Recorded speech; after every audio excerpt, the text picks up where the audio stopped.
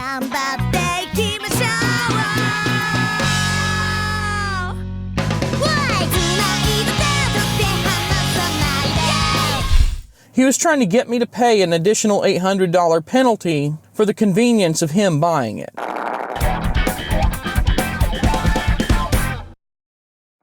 Good evening, folks. As you can see, I'm sitting on the side of the road because I had something that hit my brain and I really didn't want to wait to give it to you. I'm going to give you a little gift today. The gift is a piece of advice. Don't be afraid to walk away. I want to tell you about a recent experience I had with this Ford Edge, actually, this one that I'm sitting in right now on the side of the road. How relevant. I was trying to sell this car. I was trying to get a minimum of about $8,000 for it. The Blue Book value is $87.87, but I told a person when my ad was $84.99 that I didn't expect to get that the lowest I would go was $8,000. This person came to look at it and did a test drive. Then continued to talk to me. You know, more questions and so on. Brought his wife, who would be the one driving it, to also take a look at it and do a test drive. And between those two test drives, he also had me take the car to a local mechanic to have it inspected as a condition of purchase, of course. We didn't have any kind of formal agreement yet, but I took it up to the mechanic and let them look at it. Didn't cost me anything, and I got a chance to ride my bike back to the house and to the mechanic. So it wasn't some sort of total loss. I got a little bit of exercise in, and as you can see, my double chin says that I need it. Anyway, so the car, great condition. $8,000 is a reasonable price. Dealers are charging $11,500 for this same car. Some people have this car for $7,500. They have problems. They either are older years or have higher miles or not in as good condition. So imagine my shock when I get a Facebook message a day or two after the wife's test drive. We would like to offer you $7,200 for the car. Yeah. I told him $8,000 was as low as I would go in person, and he tried to negotiate me out of another $800. Now, mind you, I had taken it to a dealership and gotten an offer just for outright purchase of $6,200. So I have sort of a lower limit, but I know that to get a car that is in the same shape as mine, because I take extremely good mechanical care of this vehicle, and I have all the receipts to prove it. I know that this is a good vehicle in good shape that is worth more than that money. I know that it's worth book value. And I have the proof. Now what happened is, because this guy really was the only person that was coming around at the time,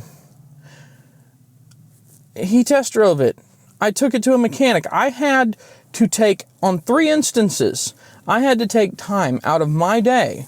I had to invest in this sale.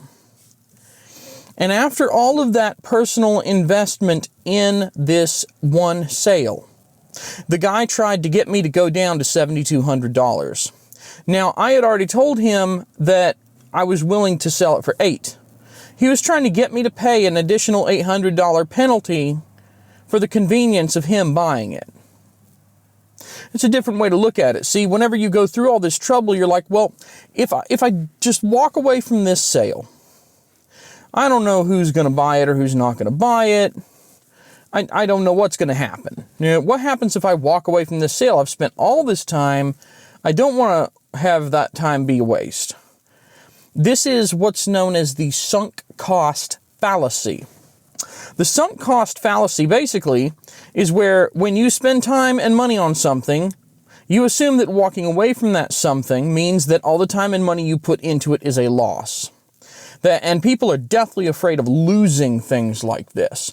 The sunk cost fallacy is basically the reason that people at a gambling station in Vegas keep pulling the arm or keep throwing the dice because they've already blown all that money. Surely, if they continue at some point they'll get a payoff for all the stuff that they've sunk into it already. The truth is that in any case, the sunk cost is not necessarily a loss. But even if it is a total loss, even if you just lose all the stuff that you put in, if it's gone, if you walk away, what happens if you continue? Because we're not talking about the past, we're talking about the future. The problem with the sunk cost fallacy, the problem with looking at what you've already put into something, is that you're not talking about making a decision in the past, you're talking about making a decision about how to conduct your future. In the case of this guy, I had sunk 3 separate instances of time, at least an hour for the test drives, plus letting some other people drive my car, pain in the butt, cleaning it up to get ready for them each time, and probably 30 or 40 minutes total of going to and from that mechanic. So 2.5 hours, maybe 3, that I had sunk into this. I had taken some time out of doing work to do this. And so there's all this loss. So if I said no to the $7,200 sale, what would happen? Well, we assume that it's a negotiation tactic, right? If you say, no, that's too low, come back with a bigger number, whatever. Here's what I did. Rather than go, oh, $7,200, well, that's a little low, can you go up? Because I've already said, it's up for $8,500. I'm willing to sell it as low as $8,000. And this person's already disrespected that by coming back with a 10% drop in the sale price that I had made it clear I wasn't going to do anyway. They've wasted the time, not me. What I did was I didn't care that they had burned 3 hours of my time. I didn't care that I had sunk that cost. Because why should I? Because it's not about what I've already sunk. It's gone. That time is gone. It will never come back, no matter what I do. So if I sell to this guy, I don't get that time back. All I do is get the money, but not as much as the vehicle's worth. And given that it's a seller's market, that's really stupid to do. But anyway, I wasn't willing to do it. I stuck to my guns. When they sent me back a $7,200 offer, I said, I'll just keep the car. Thanks. And then, as I was deleting their messages and nuking the post and all of that so that they could no longer contact me, because, frankly, it was beyond just the disrespect. That 10% off like that, you want me to pay $800 for the convenience of giving it to you? That's insulting. I already told you what my bottom was, and you disrespected it. So they came back as I was leaving and said, $7,500 is the maximum that we're willing to offer. I nuked it, and I have no regrets. The car is still not sold. I still have it. It's still sitting here. It still costs money on the insurance every month. It still costs property tax every year. I still have to get it inspected and registered, change the oil, all of that stuff, put new tires on it at some point. It's still a liability in my back pocket. But it's not going to cost me $800 extra. It's not worth that. It's also not worth giving up my integrity. I said $8,000. I meant $8,000. Be willing to walk away. This extends to other things in your life too. It's not just car selling. It's not just business in general. It extends to relationships as well.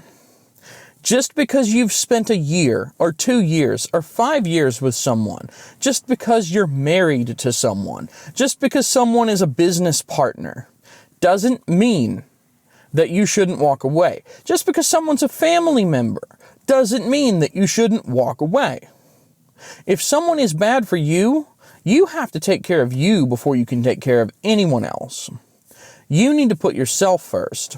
Sometimes that means doing things that are going to hurt a lot, doing things that are going to just shred you apart for a while. But the phoenix must burn to ash before it can be reborn. Sometimes it's worth it. Sometimes a little bit of pain, or even a lot of pain in the short term, is worth it in the long term. What you need to do is weigh those things carefully and make the decision that's best for you. Being with someone for 10 years and getting rid of them might be the best thing for you if that person has become toxic and is holding you back and so on. But if that person is not toxic, if you have a good thing going in general and you've just got some whimsy, you want to go and check out new people or whatever, that's a different story. Maybe you should weigh the benefit of staying versus the benefit of going there. If it's a situation where you're with someone for a long time and you have kids, and child support and alimony might eat you alive and get you thrown in prison, even though debtors' prisons are supposed to be unconstitutional, then you have to consider that too. And you know what? If you were the crazy person, sometimes it's worth it to take on that debt, to take on that pain, maybe it's worth it. Maybe instead of viewing the alimony as some kind of a thing where you're paying someone you hate every single month, maybe the way you should look at it is, this is the payment that I'm making for them to go away so I can be better, so I can be okay. And I don't know, man. That's up to you. You've got to do your own cost-benefit analysis, especially in the case of that kind of stuff. But the point is, bring it all back. Always be willing to walk away. Everything you've put in up to this point does not change what the value of it is now and what the value of your time is moving forward. Take care.